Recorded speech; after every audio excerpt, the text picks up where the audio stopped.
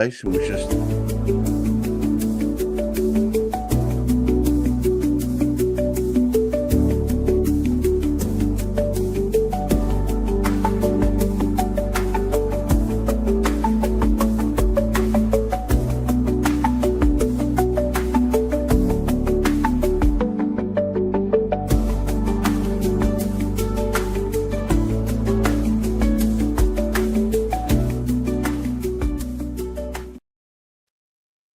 Willkommen, bienvenue, welcome once again to another live stream. As the keener-eyed amongst you will notice, I've got a Karen Bashford in the virtual studio. Today is Karen Bashford's show, and it's all about intuitive, body-conscious learning about how you can look after yourself, improve yourself by taking notice. And today is no different. We are talking today about depression and anxiety and the mindful actions that you can take.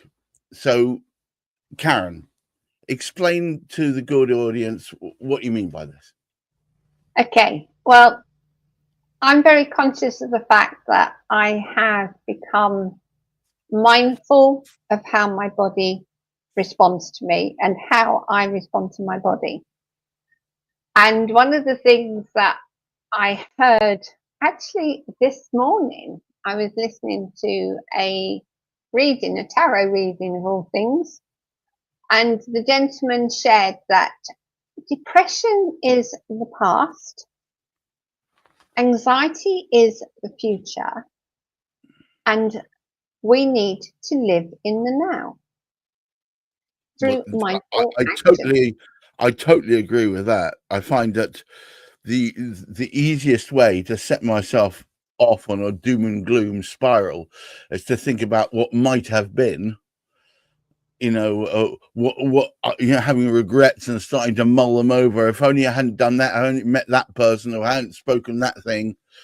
Yeah, that's the quickest way to set it all off. And I just try and think about what's happening right now, what's happening just ahead, and no further, really. Yeah, because if you think, we have so many things that have happened to us in the past, right, that we could go into a quagmire of, oh my God, if I hadn't done this and hadn't done that. And it's hardly surprising then that our mind goes, I can't cope with this, so I'm going to just basically just allow myself to go into this space of, I just can't cope, which is basically what depression is not being able to cope with what you know already. Right. Whereas anxiety, if you consider, anxiety is about what could happen. So in being in the now and being mindful of what you're thinking and how you're behaving, you can actually come away from that space of going into the past and being depressed about it. But you can also avoid going into the future so much that you're actually creating levels of anxiety that are totally irrelevant, because anxiety is something that could possibly happen, but how often does it actually happen? Well, this is quite interesting because I had this conversation with Heather, my wife, the other day, because I have a tendency first thing in the morning, I wake up and sometimes, well, a couple of times recently, I'm catastrophizing about what might happen and what's possibly going to happen and how can I prepare for it. And she said, but, you've done this a few times before, Gareth. When does it actually ever come to pass? And I went, well, never actually, but it's good to be prepared. Yeah, I'm totally with you on that.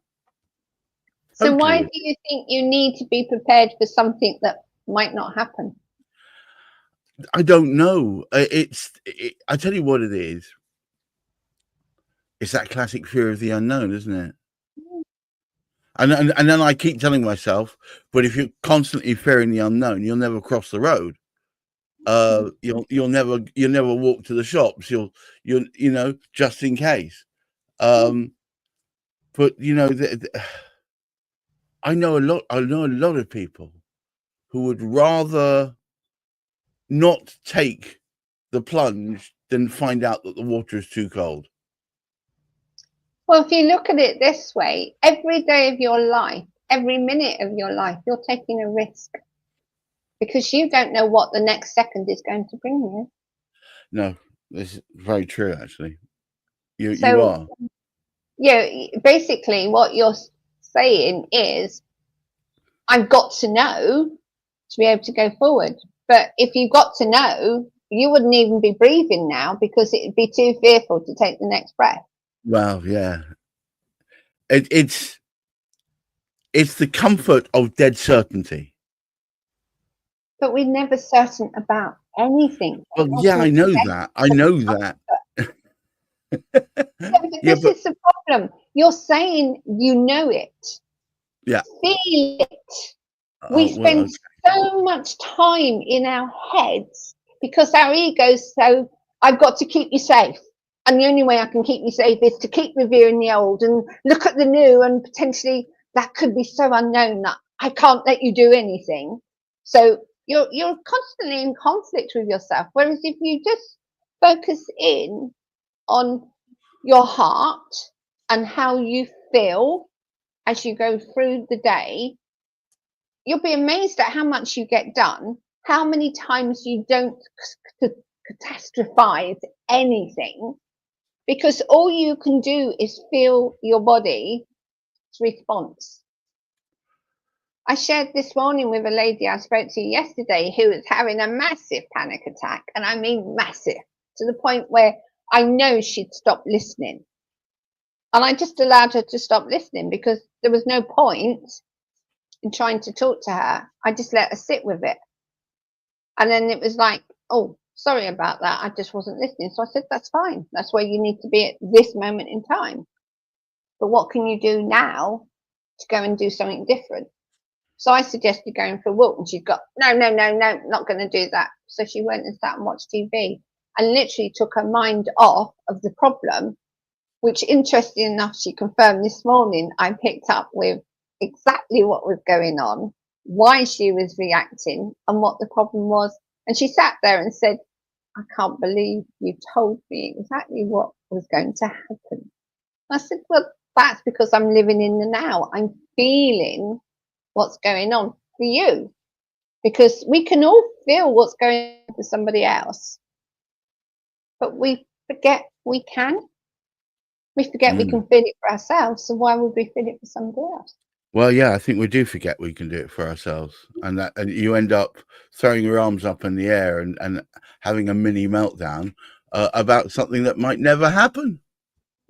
It's just, oh, it's so frustrating when you look back in the amount of times that I've stood there on the edge thinking, oh no, maybe no. I tell you what, I'll just do something safe. Safety doesn't create anything new.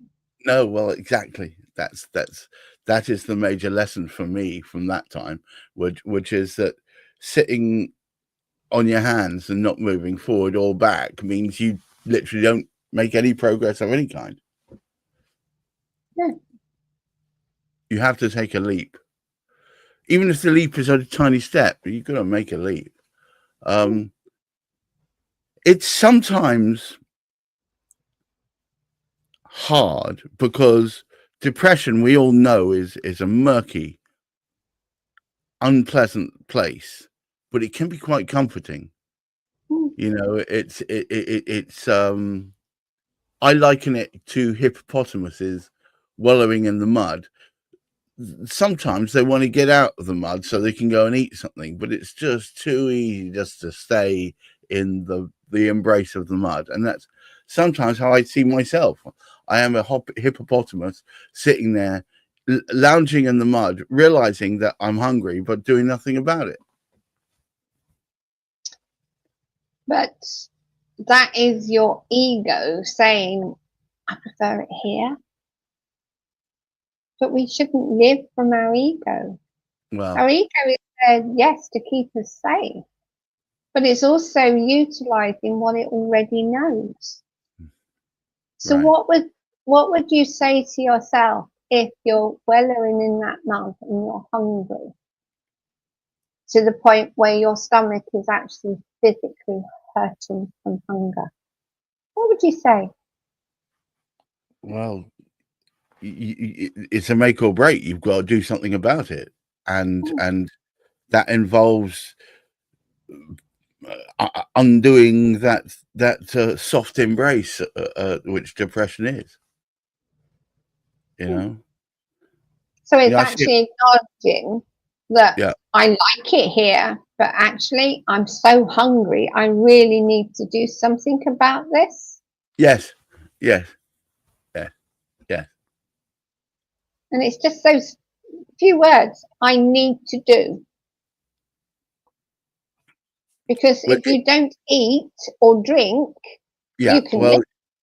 Well, yeah. It only the only thing that ends up in a bad place after that is yourself. So yeah, totally. Logic is absolutely obvious, but when you're But in it's, it and yeah, you're thinking, well, I've the few times I can say that I've been in that sort of depressed state where I'm thinking, what's the point? I might as well just stay here feeling sorry for myself, and because it's too scary to try and make a change. What if it all went wrong? What if nobody listened to me? What if, all that stuff? And but the what ifs is a logical thing because you're logically thinking, what if this goes wrong? What if that goes wrong? right. What about your own inner wisdom? That Well, feeling.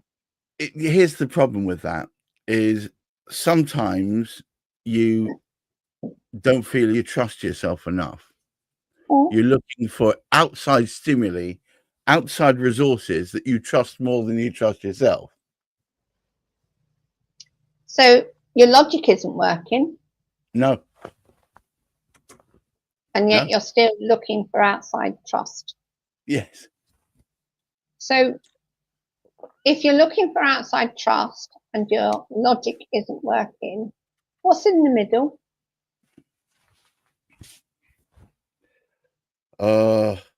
Nothing. You sit in your hands. Precisely. And is that how you want to live life? No, Precisely. no, it's horrible. But I think sometimes I have to say not often, but sometimes it's like, oh no, I will. I'll make them. No, I won't. So what happens if you actually do make that one tiny movement? Well, logically, it shouldn't do any harm. It should be of no great consequence, and who knows? But So that's logically, that's your mind. What about your body? well, my body's yearning to do something, or yearning to eat, or yearning to act. Yeah. Yeah. So start listening to your body. Well, that's probably the truth of it. I mean, It doesn't take much to actually recognize your body is talking to you. Hunger so is a conversation it's having with you that says it's time to put something inside me. Maybe it's water, maybe it's physical food, or maybe it's just that I need to just acknowledge that I'm a human being and I have feelings, and those feelings are appearing in my stomach because sometimes that stomach indicates we're nervous. So if somebody's watching this right now and they're thinking to themselves, yeah, it was easy for you to say, you've got it all sorted out, Karen Bashford. If only.